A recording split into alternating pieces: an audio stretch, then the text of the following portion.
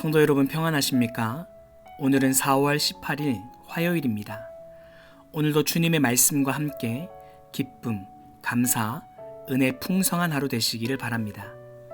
오늘 우리가 함께 묵상할 하나님의 말씀은 사무엘하 5장 10절 말씀입니다. 만군의 하나님 여호와께서 함께 계시니 다윗이 점점 강성하여 가니라. 아멘. 평범한 사람이 위대한 생각을 받아들이고 위대한 행동을 하면 위대한 사람이 됩니다. 우리가 잘 알고 있는 아인슈타인, 루즈벨트, 에디슨, 아브라함 링컨, 이들은 20세기의 최고의 인물로 선정이 되었던 분들입니다.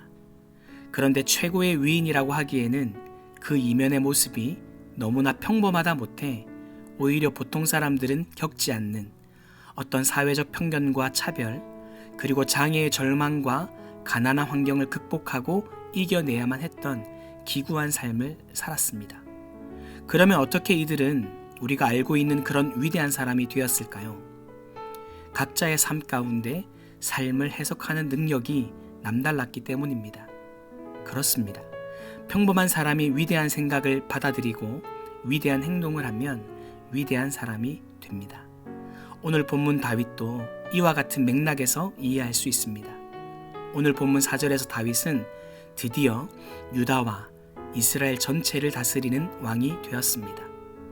총 40년의 통치 기간 중에 오늘 본문 이전, 즉 헤브론에서 7년 6개월을 남유다의 왕으로만 통치를 하다가 오늘 본문 이후 33년간은 예루살렘으로 수도를 옮겨서 온 이스라엘과 유다를 다스렸습니다. 수도를 옮길 때에도 그 과정이 결코 쉽지는 않았습니다. 예루살렘에는 이미 여부스 족속이 살고 있었기 때문에 탈환이 필요한 상황이었습니다. 그런데 이 소식을 들었던 여부스 사람들은 6절에서 이렇게 말을 합니다. 그 사람들이 다윗에게 이르되 내가 결코 이리로 들어오지 못하리라. 맹인과 다리 저는 자라도 너를 물리치리라 하니 그들 생각에는 다윗이 이리로 들어오지 못하리라 함이나. 절대로 침략에 성공을 하지 못할 것이라는 자신감으로 한 말입니다. 실제로 예루살렘 지형을 보시면 천혜의 요새라고 불릴 만한 충분한 곳입니다. 그러나 결국 다윗은 예루살렘을 탈환하는 데 성공을 했고 후에 그곳의 이름을 다윗성이라고 지었습니다. 오늘 성경의 기자는 이 다윗의 형통함을 10절에서 이렇게 고백합니다.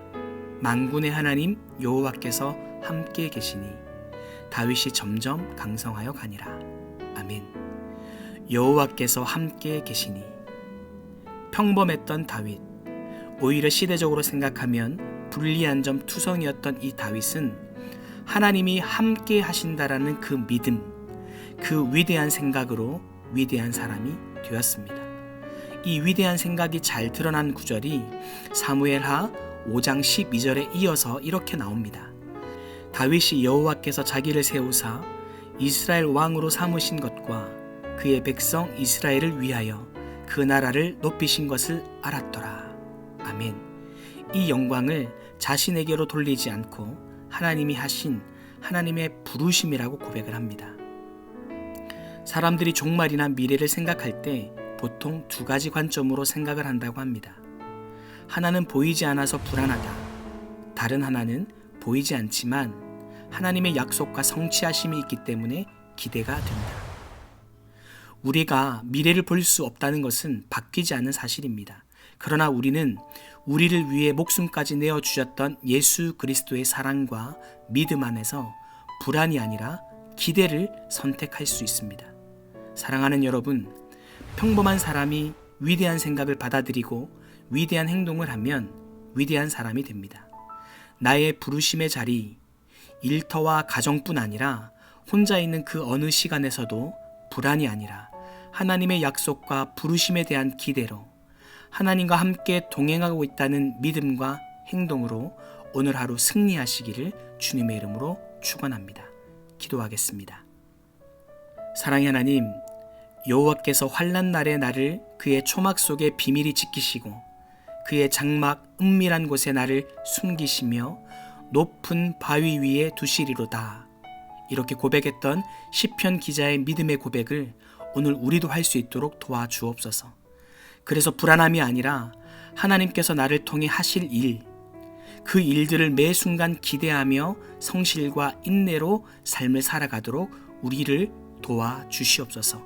감사드리며 예수님의 이름으로 기도드립니다. 아멘.